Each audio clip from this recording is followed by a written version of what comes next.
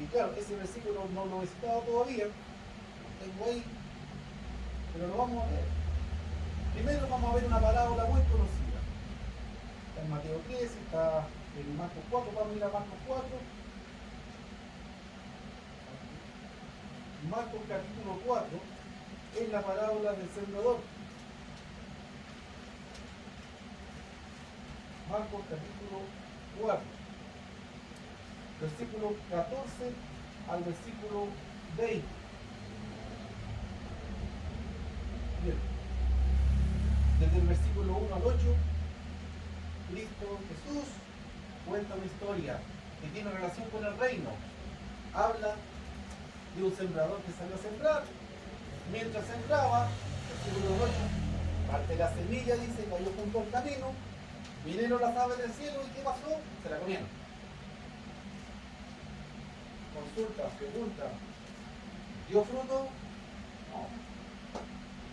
Fue alimento para pájaros. Y lo triste, el versículo 19, si no me equivoco, está ahí, dice pájaro de Satanás. ¿Usted quiere ser alimento de Satanás? Bueno, grave. Segundo caso, sigue el sembrador sembrando. Otra parte de la semilla cae entre piedras. ¿Qué pasó? Tenía humedad, pero no tenía tierra, no tenía profundidad para las raíces.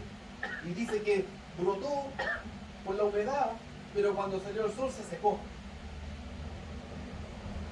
Ya por lo menos germinó.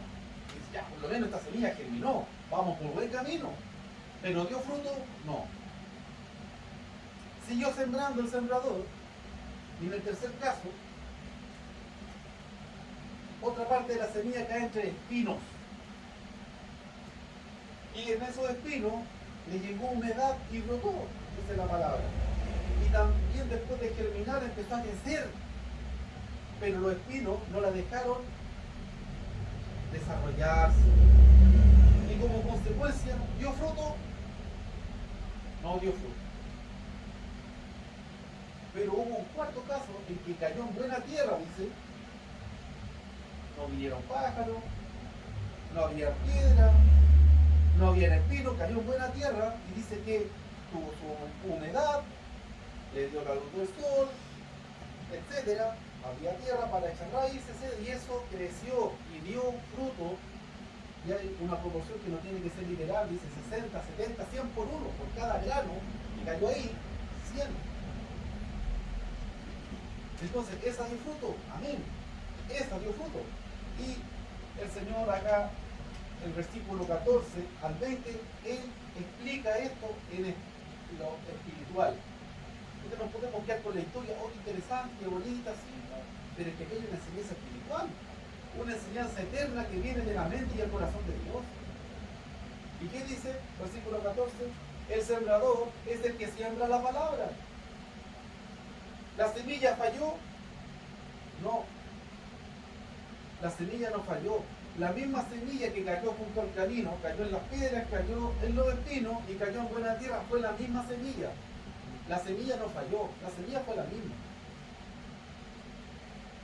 El sembrador es el que siembra la palabra, ese, ¿no es cierto?, es el que predica, el que habla. Y hay dos maneras de predicar, en el ejemplo con la palabra. Primer nivel, segundo nivel. Explica que los de junto al camino son aquellos en quienes se siembra la palabra, pero después de que oyen, viene Satanás y quita lo que fue sembrado en sus corazones. Versículo 15, no 17. Viene Satanás y arrebata lo que fue sembrado en su corazón. Uy, no sonaba tan terrible en la historia bonita primera, ¿no? Eran pajaritos, bueno, sirvió para los pajaritos, por lo menos alimentaron. No, no es tan bonito. Hay muchas personas a las que uno le habla la palabra y la entienden, pero después de un tiempo la van a olvidar porque no tomaron la decisión. Ocurre literalmente que Satanás termina arrebatando lo que fue sembrado en ese corazón, y esa es una tierra dura en donde la semilla no penetró y Satanás arrebata lo que fue sembrado. más.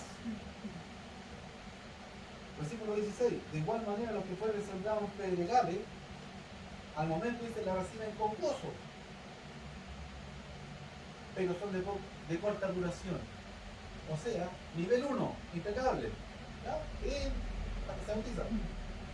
Pero son de corta duración. No perseveran. Dice, no tienen raíz, no se mantienen firmes. Versículo 17 estoy leyendo. Cuando viene la tribulación o la persecución, renuncian, desertan, abandonan. No hay fruto, no hay corona, no hay promesa. Y versículo 18, los que fueron sembrados en espinos son los que oyen la palabra, pero los afanes de este siglo, el engaño, las riquezas, las codicias, etcétera, ahogan y la hacen infructuosa. Hacer infructuosa la palabra. Mire, fíjese que es un caso bien interesante que cae entre espinos. La semilla no la arrebata Satanás. Excelente. Perfecto. No la arrebató Satanás esa semilla. Los pájaros que vienen a comer la semilla que queda junto al camino son los demonios. Así que esta semilla que cayó entre espinos se libró de Satanás. Bien. Tuvo humedad, creyó, o sea, germinó. Lo único que necesita una semilla para germinar es humedad. Tengo un poroto, un grano de maíz, de lo que sea, en un algodón. Va a brotar. ¿Cuánto va a durar? Re poco, ahí en el algodón necesita tierra, pero va a germinar. Entonces creer, pasar de muerte a vida, creer, tomar esa decisión, termina, nace, despierta, la fe decide. Tercero, esta semilla que germinó también alcanzó a crecer un poquito, pero no lo suficiente como para dar fruto, porque yo me acuerdo que lo experimento en el colegio, incluso en la casa, con los primos jugando, a veces sembrando. Una vez salió una mata de choclo, chiquitita, de un granito de maíz, y era chiquitita así. Pero imagínense que cuando era así, le salió una coronta. Se quiebra, no aguanta. Primero tiene que ella valerse para poder dar un fruto que sostenga. ¿Qué ocurre en esta semilla que cae entre espinos? No puede crecer. Hay distintos términos en el vulgo de esto, dice, se apestó. Así de repente los niños no saben, los adultos tampoco, las manosean, las tocan. Hasta dónde será verdad. Pero el punto es que se apestan, no crecen y quedan enanas. Y como no crecen, nunca dan fruto. Nunca dan fruto. Porque para dar fruto tiene que tener ya la estructura, la fuerza. Hay una poca ponés que está creciendo como 10, 14 años, solamente echando raíces para poder soportar el peso del bambú, que después crece no sé cuántos metros por semana. Pero se dispara como un cohete. Pero si creciera todo eso el primer día, no duraría nada, con la primera ráfaga de viento se cae. Entonces, importante crecer para poder dar fruto, porque los frutos, todos los frutos tienen un peso. Y dicen, una manzana en un árbol no es nada, pero cuando el árbol estaba naciendo y era una ramita, póngale una manzana, no quiere. Entonces, esa es la idea, y espiritualmente, volviendo a esto, es muy especial esta situación. Estoy poniendo el énfasis aquí, porque es semilla que no se arrebató por los demonios, es semilla que tuvo humedad, creyó, incluso persevera. Pero ¿cómo persevera? ¿De qué manera persevera? Dice que persevera de una manera infructuosa. Así termina el versículo 19. Hay forma de perseverar de manera infructuosa. ¿Cómo? Dice, ahogando la palabra. Dice, el engaño en la riqueza, las codicias, las cosas de este mundo, etc. En pocas palabras, ¿no es cierto? Lo que dice Juan en su epístola, el amor a las cosas de este mundo que van a pasar. Y solamente una permanece, solamente una es eterna. Aquí, hermanos, estamos frente a los que quizás van a estar toda su vida en una congregación, pero nos devolvemos un poquito cuando realmente adelantamos. Después Tituán, nos vamos a Hebreo y no le hizo cariño el texto, como decimos los chilenos, le pegó unos buenos palos. Dice, escucha, tanto tiempo ya debiendo ser maestros, debiendo ya estar preocupándose de que otra alma pueda conocer al Señor y llegar al Señor, ser un puente, etcétera, todavía están con la mamadera. Son etapas. Fíjese que esta semilla, que al final cae en buena tierra, crece y da fruto, también tuvo que pasar por primero ser sembrada, también tuvo que ser cuidada, también tuvo que esperar el tiempo, crecer, para poder dar fruto, un proceso. Pero en esta que caen espinos, hermano, nunca se desarrolla para poder dar fruto. Insisto, los frutos no vienen de mí o de usted, si nosotros no podemos dar frutos por nosotros mismos. Y ahora sí, vamos a ir al versículo 1 Corintios 3, del 6 al 7, que es el último de este mensaje. 1 Corintios, capítulo 3, versículos 6 y 7.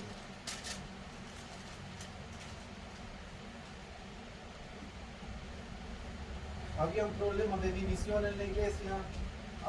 Uno decía, no, yo sigo al hermano acá, no, a mí me bautizó el de acá, no, a mí me discipuló el de allá, no, yo soy de este grupo. No. Pablo dice, ¿y cuál de todo eso murió por ustedes en la cruz? ¿Cuál de todo eso murió para darte salvación en la cruz? Ninguno. Entonces su fidelidad, su primera y única fidelidad es a Cristo. Podemos mirar, podemos aprender mucho de hermanos que empezaron antes, que son maduros.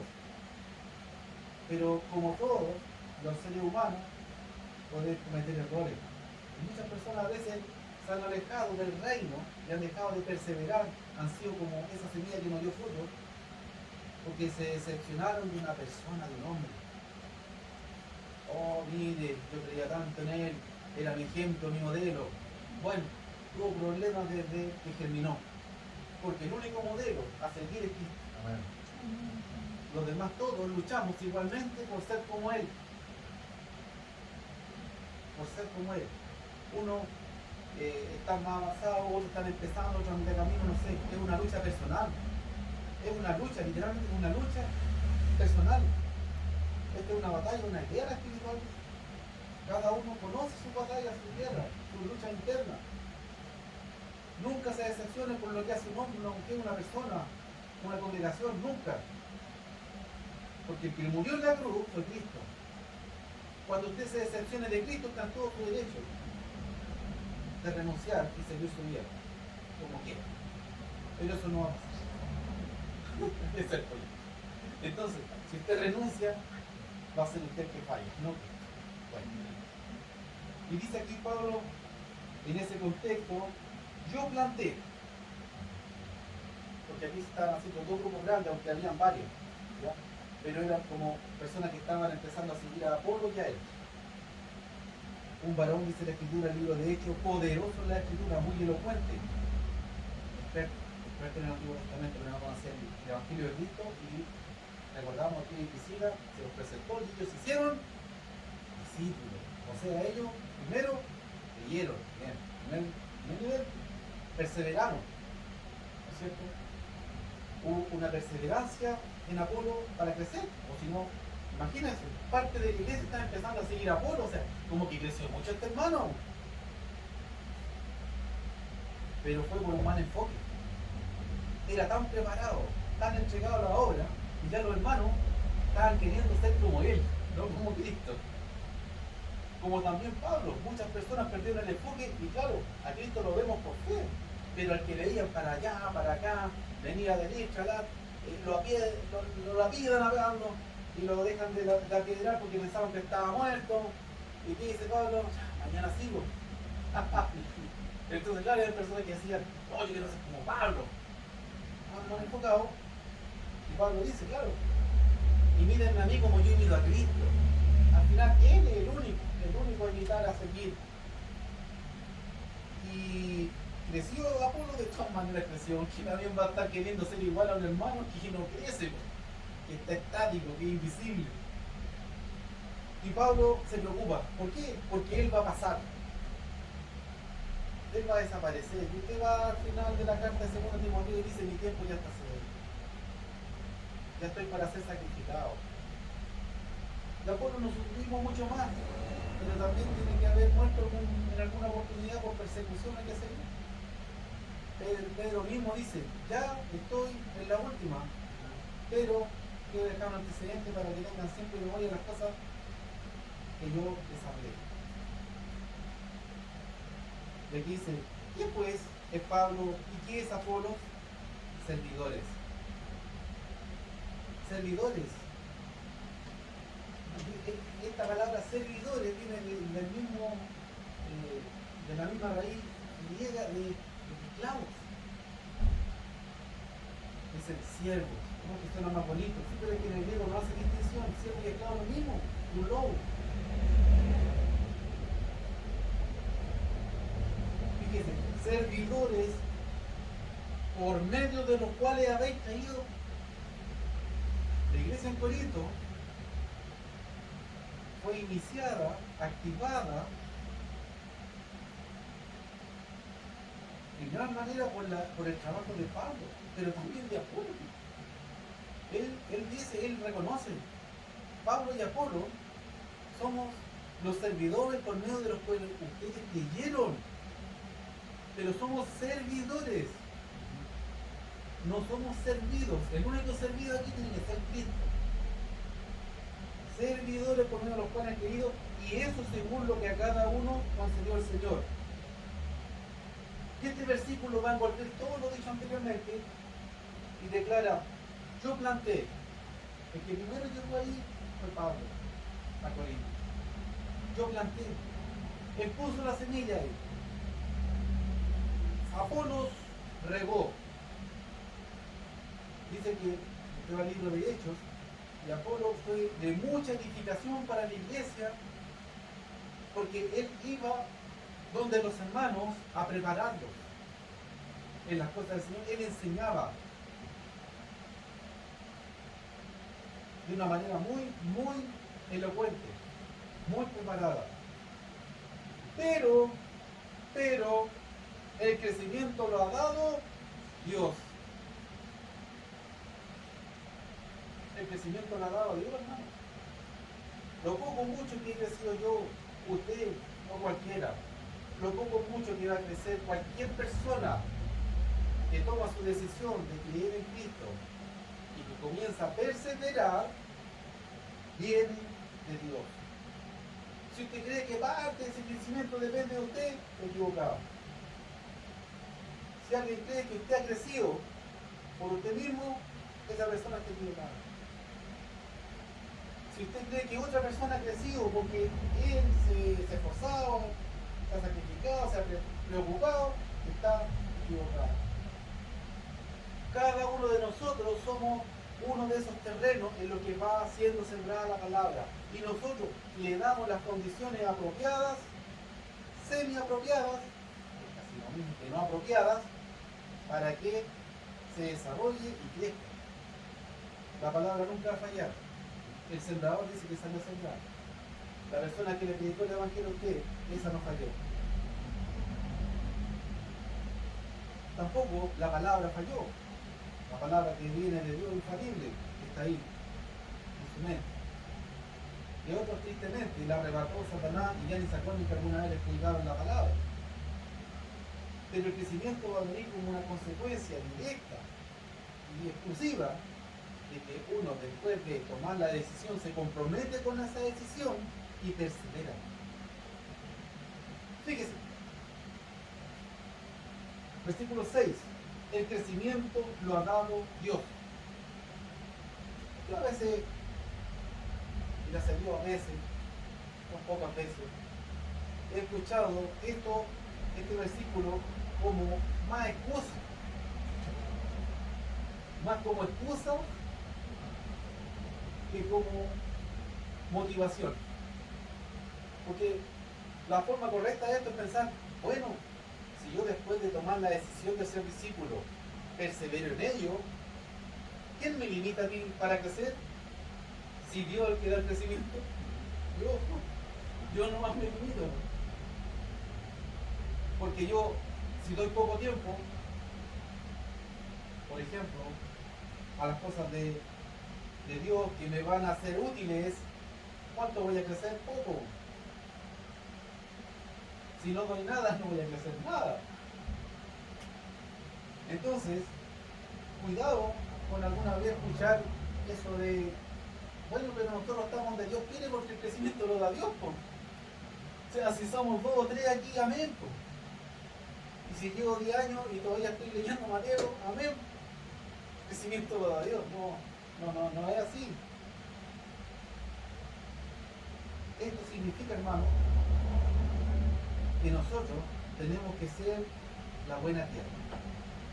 Ya vimos la parábola, usted la puede repasar, la puede comparar con Mateo 13, así como está en Marcos 4, y va a sacar grandes enseñanzas, porque son palabras de la boca de Jesús. Ahí usted va a encontrar palabras que son literales de la boca de Jesús. Si tiene esta Biblia más moderna, la salir con letrita roja, bonita. Son palabras del Señor Jesús. Entonces, hermano, cuando, como dice el autor de Hebreos, llevamos mucho tiempo y no estamos creciendo, no es porque Dios no quiere dar crecimiento, es porque nosotros no estamos haciendo lo suficiente para que Él pueda dar crecimiento. Porque el crecimiento viene después aquí, dice, de 2 acciones, que son plantar y regar, versículo 5, ¿cierto? No, 6. Yo planté, Apolo rega. El crecimiento es una consecuencia de plantar y regar la palabra, plantarla, para que pueda germinar. Primer nivel, creer, tomar la decisión y comprometerse. Y regarla, perseverar en ello, darle las condiciones para poder crecer en todo, crecer en conocimiento, crecer en espiritualidad, crecer en madurez, pero no estoy creciendo por mí mismo, sino que estoy dando la oportunidad a mí mismo de que Dios dé ese crecimiento. Y yo le pregunto entonces, una pregunta reflexiva, ¿qué crecimiento va a dar Dios donde nadie planta, donde nadie tiene? ¿Es culpa de Dios que no haya crecimiento donde no se está plantando?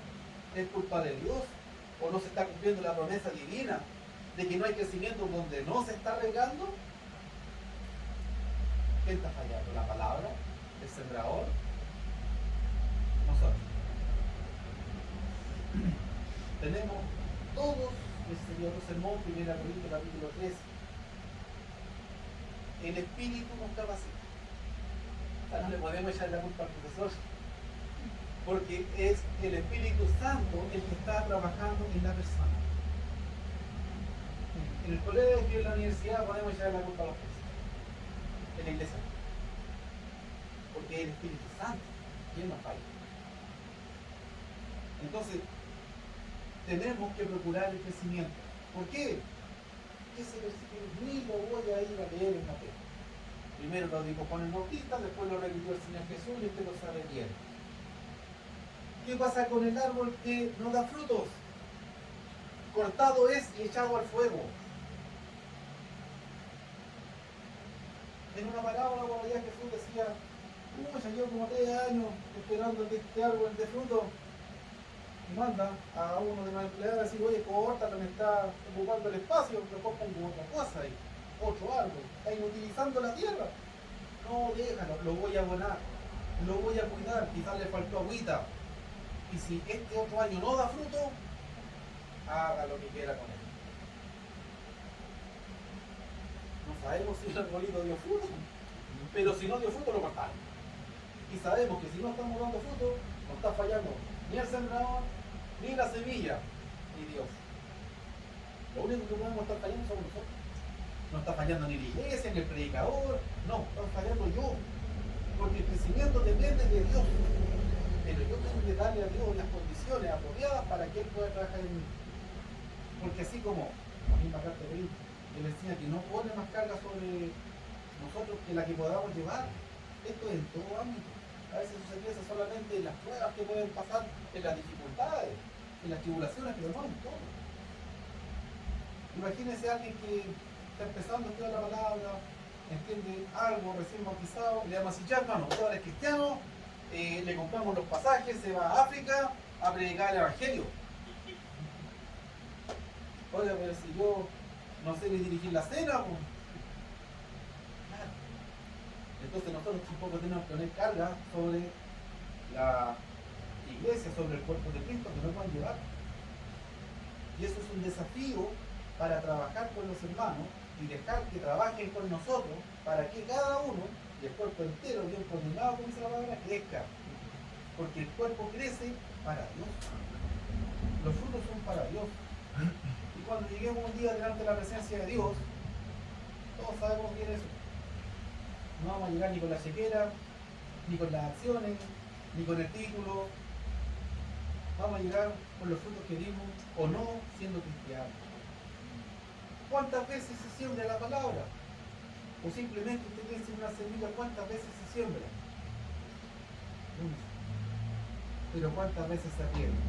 Todas las necesarias. ¿Para qué? Para que tenga crecimiento. Eso es lo que tiene que ver, no importa que se olvide todo lo demás, pero aquí esto es el resumen sintético. La palabra de Dios ya fue sembrada en usted. Riéguela todas las veces que sea necesario para que Dios pueda dar ese crecimiento. Que Dios le bendiga.